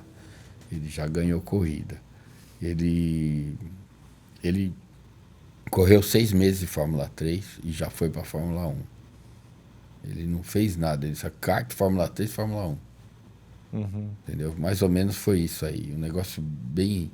Então ele tem um dom além dos demais. Como tinha o Hamilton, como tinha o Schumacher, como tinha o Senna, Piquet, Fangio, Prost.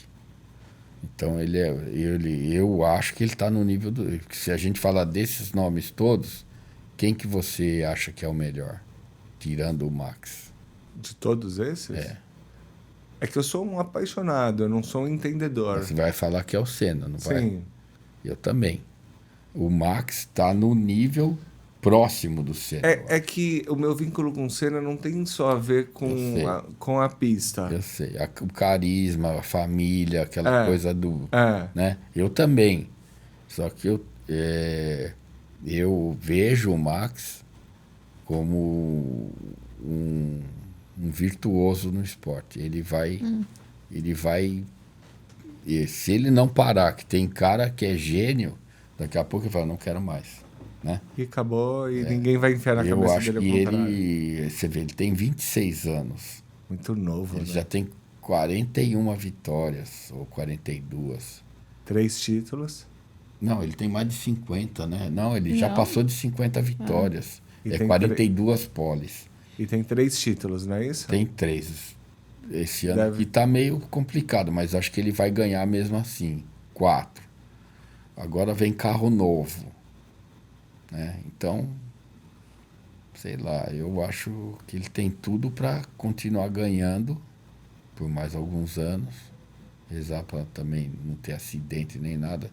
Mesmo sendo hoje mais seguro, todos estão lá arriscados a ter um acidente, né? Eu acho, mas não sei. Isso é uma opinião pessoal. Pelo que eu vejo, pelo que eu entendo de ver um desempenho de um piloto numa pista, eu percebo isso aí. Que ele vai ser um dos maiores de todos os tempos. É engraçado que eu não conheço muito de automobilismo, mas eu sempre vejo assim, que nem ele colocou o comparativo. E aí, quem você acha que ganhou? O Senna. O Piquet, eu sei que era um hiper piloto Nossa, também. Fantástico. Mas quem pega é... Piquet Ayrton. Ayrton. Porque além dele ser um incrível piloto, ele era extremamente carismático, né? Ele tinha essa conexão que no Verstappen falta. Todo mundo gostava dele. Então, você vai na Itália, falam dele. Na França. Eu tinha cliente na França que tinha fã-clube do Ayrton na França, na terra do Prost. Você vai no México, você vai na Argentina. Não, ontem tinha a você vai no indiana na Japão. CID, vendo a Ayrton ontem Senna. foi uma Hoje indiana lá. foram Hoje foram 2 holandeses. lá. É mundial. Eu tenho um cliente lá na Croácia. Não, é Croácia? Latívia, né? Latívia. Ele Pintou o capacete inspirado no Ayrton Senna. Já veio o russo na CID. O cara entrou lá naquele ambiente que você foi, que o Ayrton nem chegou a conhecer aquele ambiente. O cara ajoelhou lá e caiu no choro por conta de Ayrton Senna. Então, além dele ser um hiperpiloto, e eu, na minha opinião, o que mais me pega no Ayrton Senna como profissional é que a minha sensação, que não tenho recordação disso, é que ele vivia competindo contra ele mesmo. Mais do que com os outros, eu acho que ele competia contra ele o tempo todo, assim. Ele sempre queria dar o melhor dele. Mas é o mundo todo. É incrível isso, assim. No Japão, ele era um deus. É um deus, ainda é. Vocês vendem, então, Pro mundo Do todo. mundo todo. e-commerce? Sim. Tem. Aí, aqui, ó. Ela que Como sabe. que tá a venda? Quanto custa esse? Vamos falar dos outros já já. Quanto custa esse? Todos eles têm um número de série disponível para venda. Então, por exemplo, o Doniton são 145 peças É o número mais disponíveis. restrito de peças. Então, isso valoriza a peça. O GP do Brasil, 1.000 peças. Isso, na época que o meu avô e meu pai começaram a fazer, eles pensavam em Tiragem grande. para o maior número de pessoas terem acesso. Quando eu comecei a me envolver com isso, a gente começou a diminuir a tiragem para ficar um pouco mais exclusivo. Né? Então, esse daí é uma tiragem baixa. O que tinha antes, que foi homologado pelo meu avô e meu pai, era o do Japão, que eram só 100 peças, que é muito significativo. Então, Porque o preço vai porque variando. ele tinha um vínculo muito grande. As 3 vitórias foram no Japão. Em 92, ele se despediu da Honda, então ele fez a homenagem no capacete. Então, tem todo esse laço com o Japão. A partir daí que a gente foi diminuindo a quantidade de peças, até para abrir mais modelos, né? Para renovar. O primeiro modelo homologado eram 1.000 peças. Pensa que isso foi há quantos anos atrás? Foi quase 30 anos atrás. A última peça vendeu agora em abril, maio, desse de 1.000 peças. Então, eu também queria poder ficar renovando os modelos. Senão leva muito tempo. A faixa de valores começa aí na faixa de 10.000, sendo que é um produto que vai se valorizando, né? Porque com o tempo. E aí chega até o produto que a gente lançou agora em homenagem aos 30 anos de legado, que também tem mil questões. Vamos falar desse produto agora. Que foi quando a gente se conheceu. Trata-se de um capacete acompanhado de um quadro, né? É um capacete folheado a ouro com 22 quilates. Isso. E um quadrinho também folheado a ouro. Isso. Fala mais tecnicamente desse produto e aí depois a gente vai rodar um vídeo, mas descreve esse produto para mim. Certo. Acho que você puder colocar as fotos dele. Então, assim, todos esses capacetes são, independente desse último que a gente lançou, essa obra de arte aí ou Pode qualquer deixar outro, eles são capacetes colecionáveis, eles não podem ser vestidos. Dentro ele tem uma trava de segurança, ele não oferece nenhum tipo de proteção. Não é homologado para uso. Para uso. Tá bom. Então, lá atrás da foto também dá para ver aí quase todos os capacetes da série que a gente faz do Ayrton Senna. A gente também tem de outros pilotos. Mas esse em específico foi... Vamos fazer uma homenagem aos 30 anos de história do Ayrton Senna. Então, o que poderia ser? E eu já tinha dentro de mim essa vontade de aplicar ouro no capacete. Eu sempre me atraí. A minha relação com a CID é muito dessa parte artística. E eu falava, gente, como é que... O que vai acontecer? Como é que eu posso fazer isso? Porque eu sei que não é algo fácil de se tratar, né? E aí apareceu o Ricardo, a gente se conheceu, conversou. E aí começamos a falar de trabalhar juntos em algo, porque a gente não tem muito contato com outras pessoas homologadas com a Senna. É difícil. E até um vínculo, assim, o espaço físico da CID, quando a gente renovou, e eu fiz também pensando em, bom, a pessoa vai entrar aqui, e vai ficar impactada com o que é. Se tiver relacionado com o que a gente faz, ela vai querer expor o que ela faz aqui dentro. Então, tanto para fazer um evento, que agora que a gente fez, a gente sabe que é super possível, o espaço comporta, quanto para quadros, para outros homologados. E aí o Ricardo veio presentear a gente com um quadro para ficar.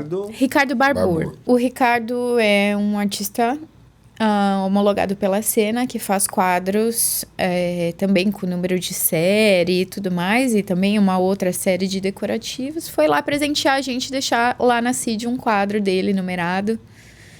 E o Alan já tinha conhecido ele, começamos a conversar e pensar em um produto junto. E aí, em algum momento, ele falou, eu faço com folha de ouro o quadro. Aí eu falei, gente, é tudo que eu sempre quis. Eu quis colocar aí... Não tinha como fazer isso pela primeira vez para qualquer outra pessoa. Ayrton Senna é a consagração de tudo. Na minha opinião, um capacete onde o amarelo fosse substituído pelo ouro. E aí começou a correria de achar uma profissional que fizesse a parte de douração do capacete, que não é simples. O ouro dança, né, para ser colocado, aplicado. Achamos, graças ao Ricardo, que me botou em contato e tudo mais, e aí começou a sair o produto. Não só o capacete e o quadro, mas ele tinha que ter algo que fosse tão legal quanto para ficar exposto, né? Então, até a base expositora dele, né? O cubo de exposição, ele é numa madeira de lei, ele tem esse LED para trazer uma luz para o capacete, o quadro fica guardado dentro da gaveta. É um produto de colecionador, são só 41 unidades, né? Muito exclusivo, muito artesanal de todos os detalhes. A caixa também é com detalhes em ouro. E quando eu pensei, a gente chegou ao... o produto vai ser esse. A minha vontade sempre foi não colocar como um produto, contar essa história como um produto, mas contar como foi concebido esse produto com romance, com amor, com paixão. E você viu lá na hora que a gente... Eu adorei como você falou que se sentiu, porque era exatamente isso que eu queria, que as pessoas assistissem aquilo, mas que entendessem que era do legado, não um produto de venda. Não era um produto de venda, é um produto que representa todo o legado do Ayrton, mas também da nossa família e dos fãs, um legado, porque muito do legado do Ayrton Senna está na mão dos fãs. É lógico que a Senna Brands faz um trabalho incrível. O Instituto Ayrton Senna, que é a realização do que o Ayrton queria e acreditava, que era na educação. Mas os fãs do Ayrton fazem o Ayrton ser o Ayrton Senna até hoje. Todos os dias, assim. É incrível, é muito forte. É muito forte. Só pra gente explicar para quem tá vendo, é um kit composto por um capacete. Isso. Folhado a 20 com folha de ouro genuína, 22 quilates. Dentro de um cubo, como que se chama isso? Isso, é uma redoma acrílica, né? Expositora. Ok. E aí tem uma gavetinha. Isso. E dentro dessa gavetinha vai um quadro. Vai o quadro do Ricardo Barbour e os certificados de autenticidade. Todas as peças têm um certificado de autenticidade, então tanto quadro quanto capacete. Tá. Todas com número de série. Então essa base de madeira tem um número de série que se repete tanto no capacete quanto no quadro. Todos eles são numerados. A gente vai rodar agora um vídeo mostrando um pouco o processo de produção de vocês. O capacete do Ayrton tá ligado à imagem dele eternamente. Não tem como você pensar no capacete e não lembrar do Ayrton Senna. Um exemplo a ser seguido em diversos fatores. É um cara que trouxe muita força e traz até hoje. Isso é o mais incrível. Ele vive. O Ayrton Senna vive até hoje, com certeza.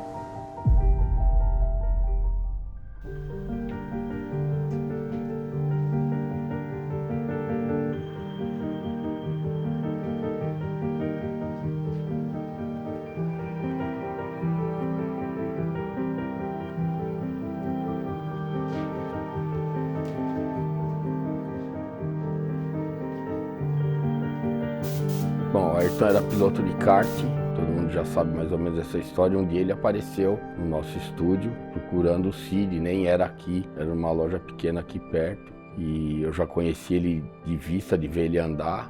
E daí ele apareceu lá, eu queria falar com o Cid. Aí meu pai ficava no galpão aqui atrás, eu liguei para ele, ele desceu e a gente atendeu ele. Assim começou uma relação de comercial, né? E depois virou uma certa amizade também. Meu pai sempre foi um apaixonado por automobilismo e a gente herdou esse gosto dele. Em 88, corria de kart, inclusive conheceu o Senna, né? A gente teve a oportunidade, o privilégio de estar presente com ele em eventos que tinham eventualmente no final do ano para entrega de premiações. O primeiro quadro que eu fiz foi um quadro do Ayrton Senna, em 2015. Foi uma primeira arte que eu fiz, porque sempre foi uma inspiração para mim, pelas manhãs de domingo, pela paixão do automobilismo. Então foi a inspiração inicial de tudo, onde tudo começou.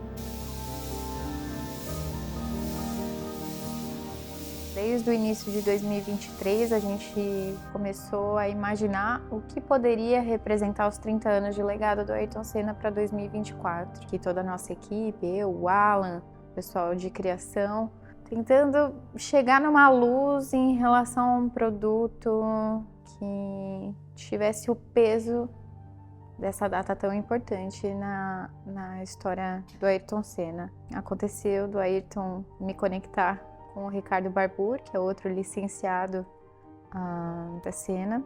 Nos presenteou com um quadro muito especial e a gente sentiu toda a emoção dentro desse quadro, todo o sentimento.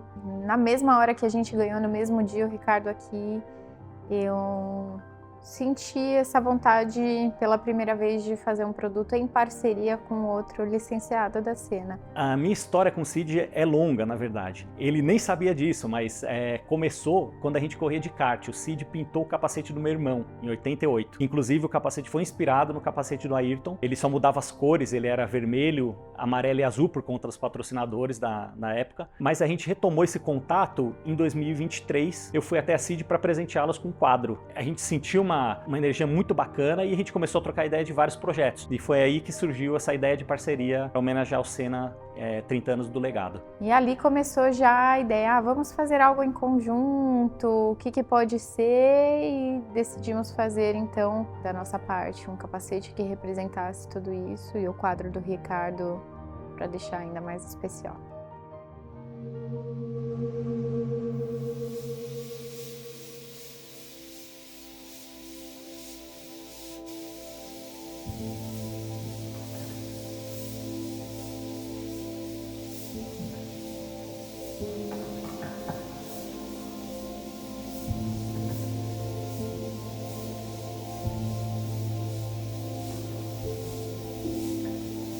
Nós criamos primeiro 2 layouts que ele usou um tempo e parou. Quando ele foi em 79 para o Mundial de Kart, que foi no Estoril, que ficou a pintura, ele usou até o final da carreira dele. Foi uma coisa criada de uma maneira bem rápida, mas eu sempre falo que o que deu valor para a criação que a gente fez para ele foi a atuação do Ayrton, a performance dele. Isso que deu essa coisa importante que acabou se transformando na pintura mais icônica de todos os tempos. Se fosse um piloto que não tivesse uma atuação como a dele, não tão expressiva quanto a dele, talvez essa pintura não fosse considerada tudo que foi considerado. É que foi criado uma pintura com comunicação visual rápida para o cara certo. Então, e ele perpetuou essa imagem dele através da atuação. É um orgulho muito grande poder manter viva a história do Ayrton Senna através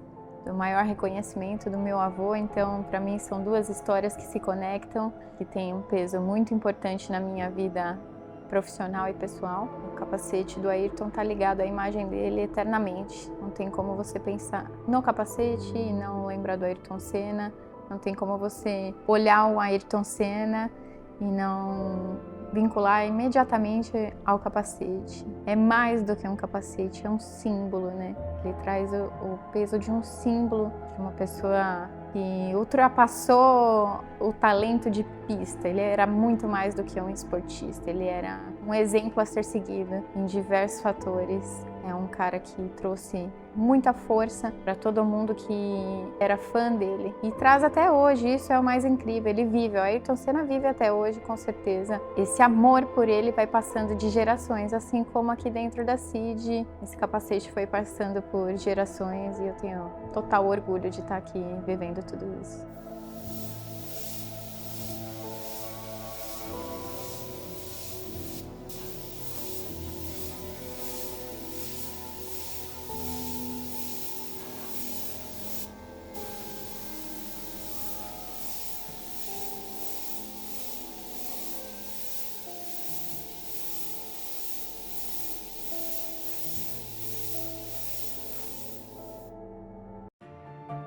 Bom, a ideia inicial surgiu porque nessa conversa eu passei para eles, eu falei, eu tenho um projeto que eu faço com folha de ouro, que é um projeto muito bacana e eu pretendo fazer um quadro para homenagear o Senna de 30 anos. E a Estela, na ocasião, falou que ela também tinha uma vontade de fazer um capacete que fosse todo dourado, folha de ouro genuína. Nessa conversa surgiu a oportunidade, a ideia de fazer um produto único. Por que não juntar o capacete com um quadro? Foi um mundo novo, assim, porque quando a gente pensa em ouro, a gente pensa em algo forte, resistente. Para esse capacete em especial, a gente optou por trabalhar com uma folha de ouro genuína, 22 quilates, que é um produto extremamente delicado, sensível.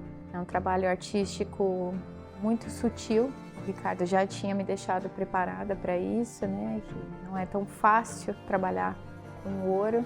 Então a gente encontrou uma pessoa apta para fazer essa aplicação. Eu acho que não tinha nada que pudesse ser diferente. O ouro representa com muita verdade toda a história do legado do Ayrton Senna. Tudo que eu aprendi nesses anos todos junto aos fãs do Ayrton ao redor do mundo, que passaram por aqui e muitos outros que vão passar. As minhas artes, geralmente eu mostro ou o rosto do Ayrton ou o capacete por completo. Só que como nesse projeto a gente já tem o capacete, eu achei interessante trazer na arte algo que mostrasse o olhar do Ayrton. Então a primeira ideia foi fazer algo em preto e branco e dar destaque pro ouro. E aí eu comecei a fazer esse filtro, pegar algumas imagens que tivesse o olhar dele, que transmitisse tudo que ele sempre transmitiu, que é aquela paixão, dedicação, concentração, foco no que ele fazia. Então essa arte é baseada nisso. Dessa forma eu consegui trazer um quadro do Ayrton que mostra muito o olhar, trabalhado com folha de ouro, que é algo premium, e junto tem o capacete do pessoal da CID. Então a gente tem duas artes em um só produto. Eu acredito que o ouro foi o maior desafio, porque ele tem praticamente vida própria, assim, ele vai se mexendo, ele vai deixando marcas, assim, então... E também foi algo que eu quis deixar no capacete, assim, eu poderia deixar um aspecto industrializado do ouro, mas eu achei muito importante deixar ele rústico.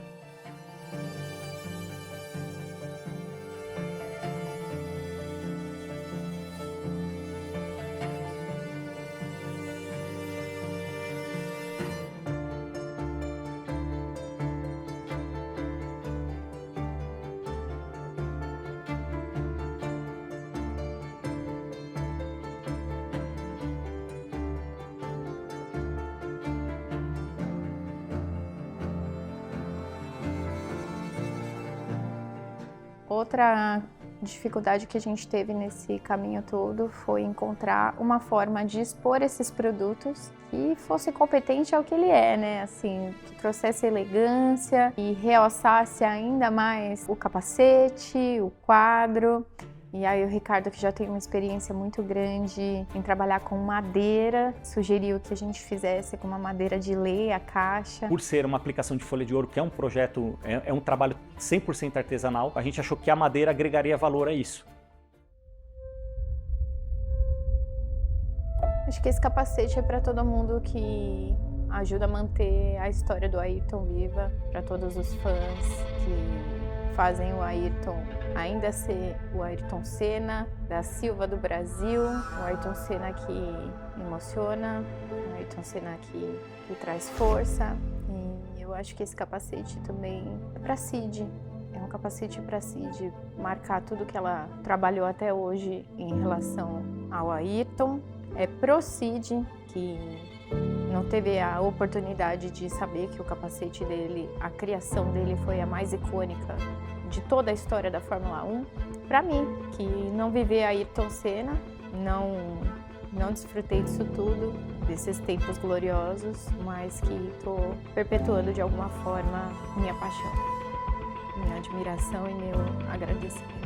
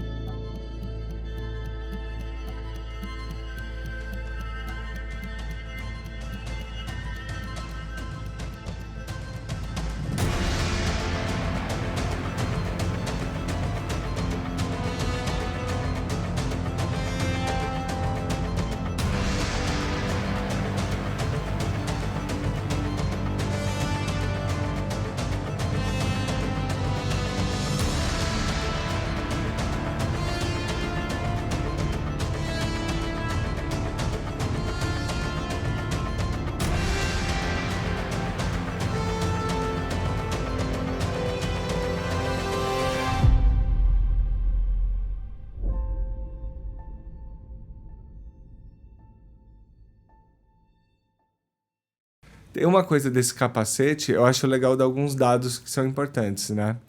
41 é o número de vitórias do Ayrton? Sim. É o número de vitórias do Ayrton Senna. 41 vitórias, 41 unidades, bem sugestivo.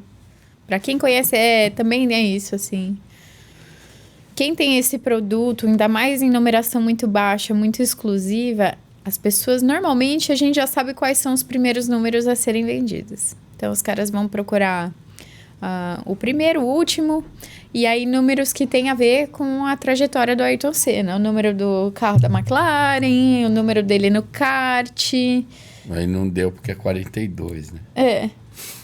Talvez então a gente pule. Não, mas teve o 16, 42, tá? O 17, ele o teve 27. 27, o 1, o 8. Troca a TV. O 12, 19. 19. 27. O que eu senti lá, isso foi muito doido, cara. Quando começou, né, a gente tava conversando ali, comendo e tal, assim. Aí eu fiquei meio observando e eu senti os caras assim, tipo, meio que um cutucando o outro, assim. Eles, olha. Tipo, parecia, tipo, adolescentes. Eles estavam muito empolgados. E uns caras grandes, assim, barbados. Esses caras que estavam lá, a maioria, um ou outro não foi.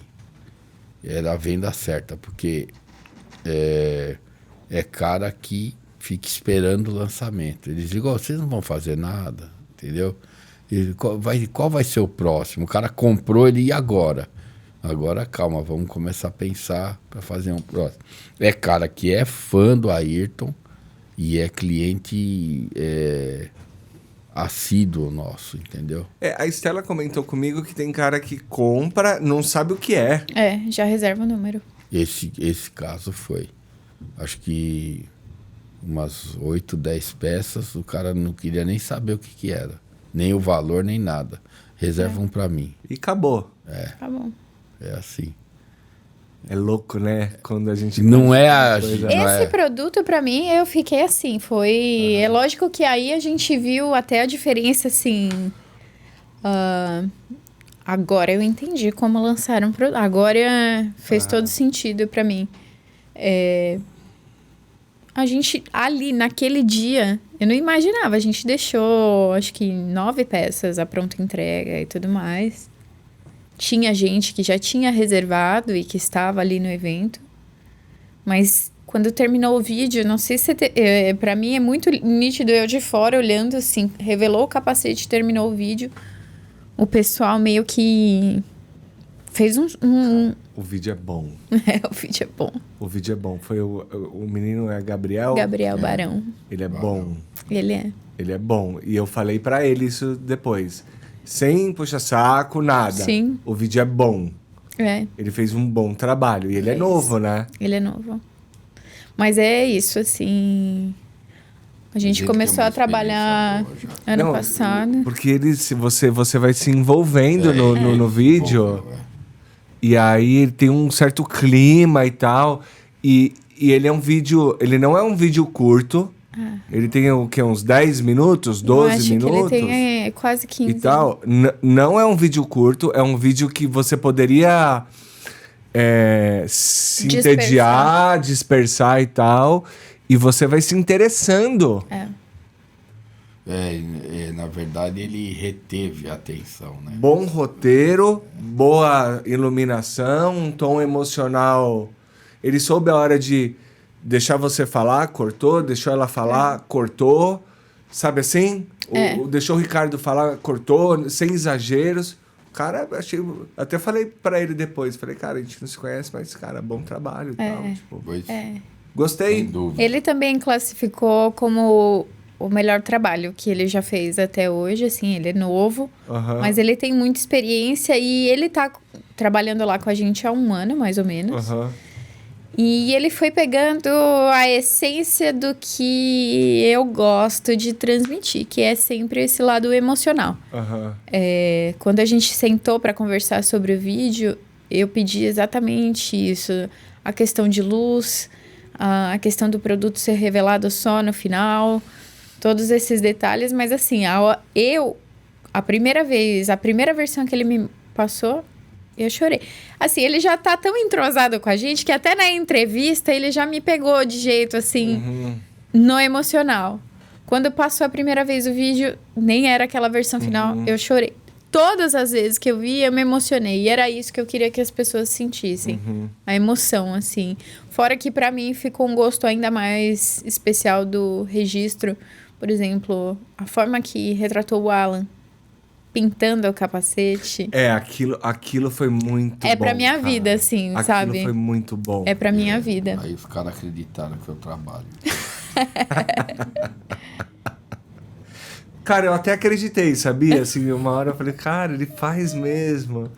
Não é que ele sabe. Ele foi muito bom. O vídeo ficou muito bem feito. Ficou de bom gosto. Ficou. Não é uma coisa simples de fazer. Eu sempre acho, cara... Uma vez eu li uma frase sobre livros que dizia assim, se parece que tá escrito, escreve de novo. Eu acho fantástico isso sobre escrever. E eu acho que isso vale para tudo que é obra de arte, assim, né? Você tem sempre que se questionar, tem sempre que parecer fácil. Acho que todo cara que é bom no que faz... Tipo, você olha, parece fácil. Como não pensei nisso antes. O meu primeiro livro é sobre startups. É sobre compra e venda de startups. Sim. Caras que tiraram um coelho da cartola e criaram negócios e ficaram milionários ou bilionários. Cara, a grande maioria das ideias, você olha assim, você fala assim, lógico. É a primeira resposta que você pensa assim, você fala assim, óbvio. O cara com quem eu escrevi junto esse livro, que é o João Cristofolini, ele e os sócios dele, né? Criaram um negócio que chama Pega Aqui, que é uma rede de pontos de retirada, que é o seguinte, é um e-commerce, né? Você tem um e-commerce. Aí, ao invés de entregar na sua casa, ele entrega numa padaria ou em qualquer comércio.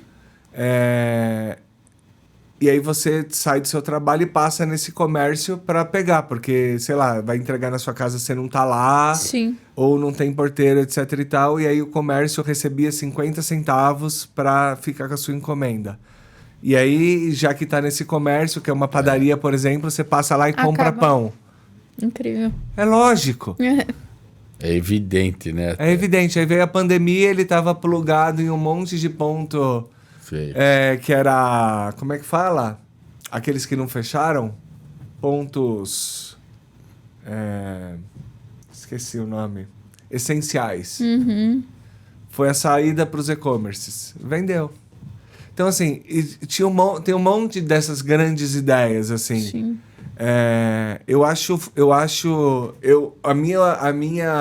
A minha obsessão é essa simplicidade. Não tinha nada demais no vídeo. Esse é o barato. Sim. É. Não tem nada demais nesse capacete. É o que você falou. É um capacete amarelo com 2 listas. Não tem nada demais nele.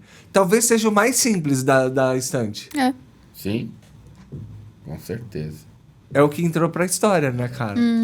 Tipo, essa... É quando eu falo do desempenho dele. Quando junta tudo, carisma, né, cara? desempenho, os títulos, as vitórias, o drama de algumas situações que ele passou. Então, E até o tornou momento, conhecido. né, que ele viveu e aconteceu tudo isso, o Alan me diz, eu não recordo, mas que era um momento muito difícil para o brasileiro. Até assim, o dia do lançamento, a gente escolheu o dia. Essa história é muito legal do dia do Porque lançamento. Você do sabe a capacete. história da bandeira? Não. Que ele levantava a bandeira? Sei que ele levantava a bandeira, mas não Mas sei por a que que história. ele levantou a bandeira? A você primeira sabe? vez. Não sei. Então, vou te explicar. Em 86, o Brasil disputou a Copa do Mundo, no México, acho que foi, e perdeu nos pênaltis para a França. Isso aí ocorreu num sábado. E foi chato, porque o Zico perdeu o pênalti. Aquelas coisas. Perdeu, acho que no jogo, ele entrou frio, perdeu o pênalti no jogo. E foi para a disputa de pênaltis e a gente perdeu para a França. Foi desclassificado. E o que aconteceu? Isso foi num sábado. No domingo, e os caras, o Arthur corria de Renault, Lotus, com motor Renault. Tinha o engenheiro do carro, da equipe, era o Gerardo Carruge, francês. E um monte de gente da equipe que lidava com motor e câmbio, era tudo francês. Tiraram um sarro da cara dele, lógico, brasileiro. Ele brincava com todo mundo, brincaram com ele. Aí a corrida era em Detroit e ele correu e ganhou lá. Era circuito de rua, coisa feita para ele. Ele ganhou lá. Quando acabou a corrida, ele foi dar a volta lá, ele já estava marcando um cara com uma bandeira do Brasil.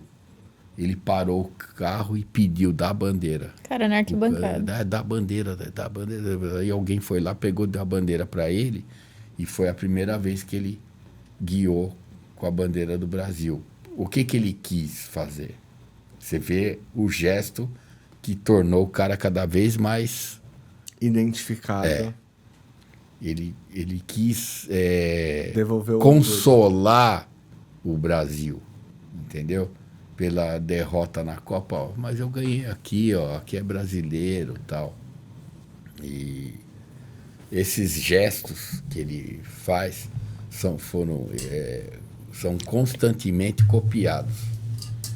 Todos esses gestos que depois que ele fez isso, muita gente copiou, de pegar a bandeira. Até nos Estados Unidos agora, eu assisti corrida lá, o cara pega a bandeira também, sabe? Para mostrar que é americano. E ele começou a fazer isso e várias vitórias ele pegou a bandeira, né? Na Imola, quando ele bateu, ele estava com uma bandeira, ele pretendia ganhar a corrida. Ele estava com uma bandeira da Áustria dentro do carro. Pra Sabia homenagear. disso? Da Áustria. Porque o Ratzenberger era austríaco, ele não sabia que ele ia morrer. Então ele estava com uma bandeira, se ele ganhasse a corrida, ele ia ficar com a bandeira da Áustria. Para homenagear o cara que morreu no Ele sábado. estava muito abalado com a morte do... Os caras falam, ele estava pardo, não sei o quê. Que depois Ele sim, estava abalado, acontece. como todo mundo, quando morre alguém de perto de semana você, você faz, fica chateado, É lógico, entendeu? Mas não era, ele ia correr. Os caras, ele não devia ter corrido. O cara tinha um contrato. Ele era profissional. Milionário, ele é profissional, ele não ia deixar de correr. Ele estava por ganhando medo. a corrida, inclusive. Ele Estava em primeiro. Essas coisas que fazem o ídolo, né? Isso aí. Como é o Hamilton, ele foi, ganhou no Brasil, pegou a bandeira também. Ele é 100% carismático, né? Ele é Todo mundo muito gosta. carismático. Daí o cara ganhou. E o Verstappen não é tanto, todo mundo gera aversão. É um cara mais... O Nelson, algumas vezes ele pegou a bandeira. Até uma vez no pódio, no Rio, ele ganhou e pegou a bandeira. Ele e o Ayrton, os dois seguraram a bandeira do Brasil lá. O Nelson tem um carisma da maneira dele. Ele é low profile, ele não quer. Ele é um cara técnico. Ele é um cara técnico, ele é um cara. Eu acho ele carismático, da maneira dele. Mas do jeito dele. Entendeu? Um cara que fala o que pensa.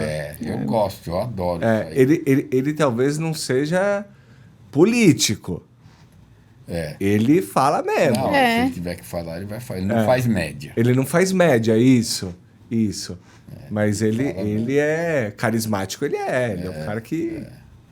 Tem uma legião de fãs. É um cara interessantíssimo. Gente, o nosso tempo está acabando. Eu queria agradecer demais a presença de vocês. Esse foi o primeiro podcast que eu fiz que eu fiquei nervoso, cara. Mas por quê? Puta, no começo eu fiquei muito nervoso. Porque foi muito importante pra mim. Depois eu relaxei. Depois foi divertido. Mas é bom sentir um frio na barriga, assim, no começo. É emotiva também. Também acho. Eu me senti jornalista de novo. É bom. Não, você... Foi muito legal, as perguntas boas. E eu gostei muito de participar. Acho que agradeço também. Teve muita coincidência em coisas na minha vida profissional que vieram por conta do Ayrton Senna e que deram muito certo, foram muito boas. Eu falo que ele... a palavra que define o Ayrton Senna pra mim é conexão. Você chega no ambiente... Ayrton Senna, putz, sempre vai ter alguém que vai ter uma afinidade com você, dividir uma história e tudo mais. E o Ayrton me conectou a muita gente. E aqui também foi uma conexão por conta do Ayrton Senna, né? Então, preciso dizer que eu tenho boas expectativas aí pra gente. Te agradeço tudo que eu não tenho conhecimento na CID, mas que eu posso agregar alguém que tenha esse conhecimento, eu busco. E as pessoas falam que é fácil lidar comigo profissionalmente, mas é porque eu acho que eu lido com muito respeito com a pessoa que tem um conhecimento que eu não tenho. Então eu deixo ela tocar. E a gente se conectou aí por conta de um lançamento de produto de Ayrton Senna, mas eu já estou muito feliz, a gente já viu muita diferença, né? De tudo que a gente fez aí em tão pouco tempo.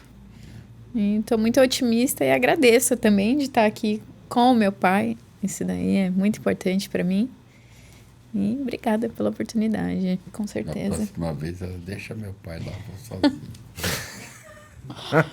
É assim. Eu acho que a gente tem muitas oportunidades, acho que a gente vai ter muito a conversar, assim, né? A gente começou esse projeto com o capacete dos 30 anos. A gente vai até depois...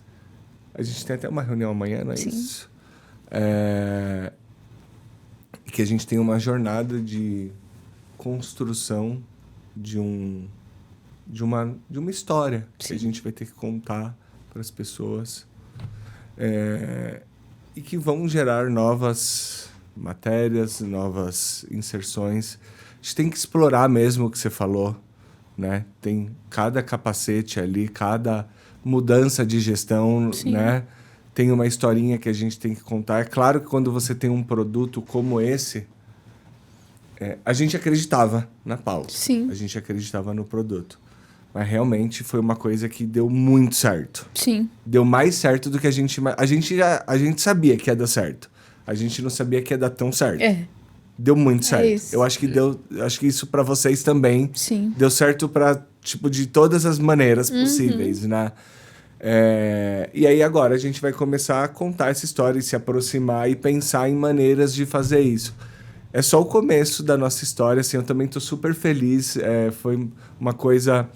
Quem conectou a gente foi a Yuper, né? Isso. O José, e enfim, agradeci ele demais, assim, foi... Pra você saber, né? Ela me ligou numa sexta-feira. Sim. Aí ela falou, não, porque eu trabalho com capacete automobilístico. Tipo, eu falei, tá, continua. Não, porque isso aqui é do Senna. Aí ela continuou, eu falei, cara, eu vou fazer. Fez. Aí ela falou, não, mas eu preciso de um texto pra segunda-feira e tal, não sei o quê. Eu falei, cara, eu vou fazer no final de semana. Não, mas não sei o quê. Não, eu falei, eu vou fazer. E, parei o final de semana pra fazer aquilo, porque realmente pra mim é uma coisa muito... E fazia muito tempo. Eu amo o que eu faço, assim, eu sou realizado profissionalmente com o que eu faço. Mas chega uma hora que você simplesmente vai fazendo as coisas no automático. Essa é real, assim. Fazia Esse tempo. já foi mais desafio, assim, né? Cara, foi uma espécie de uma missão. Foi um desafio e foi uma coisa que eu fiquei afim de fazer, assim. Afim de, tipo assim... Tipo, cacete, cara, isso daqui... Não era essa palavra que eu ia falar. Eu ia falar outra, mas eu não vou falar. Eu fiquei afinzão, eu fiquei amarradão assim mesmo, assim. Sabe quando você vai fazer uma coisa que você tá afim de fazer?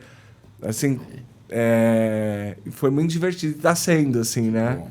E é isso, então eu tô super animado, assim, tô me sentindo foca novamente. Tá sendo muito divertido conhecer os jornalistas, também novos na área, assim, eu tô muito entusiasmado. Tô sendo muito bem tratado por todo mundo também. Eu também não esperava isso. O pessoal é legal. A Pessoal, nova gente boa geração mesmo, de assim. jornalistas, tudo mais, né? Ninguém não estrelinha, tem essa de, nada disso. Não. Não rolou isso, assim. E, cara, tá sendo super divertido. Então, tô super feliz e valeu. Obrigado pela receptividade. Espero que o podcast renda pra vocês. Sim, Vamos com nessa. certeza. Só de vir Vambora. aqui já tá ótimo. É verdade. Valeu, gente. Obrigado. Obrigada. Gente, nós vamos ficando por aqui. Queria pedir, por favor, para vocês curtirem, dar o joinha, comenta, compartilha. Se você não gostou, pode criticar, não tem problema, gera engajamento. Se você gostou, elogia, compartilha nas suas redes sociais. Enfim, ajuda a gente a crescer aí, beleza? Valeu, obrigado, eu vou ficando por aqui. Tchau.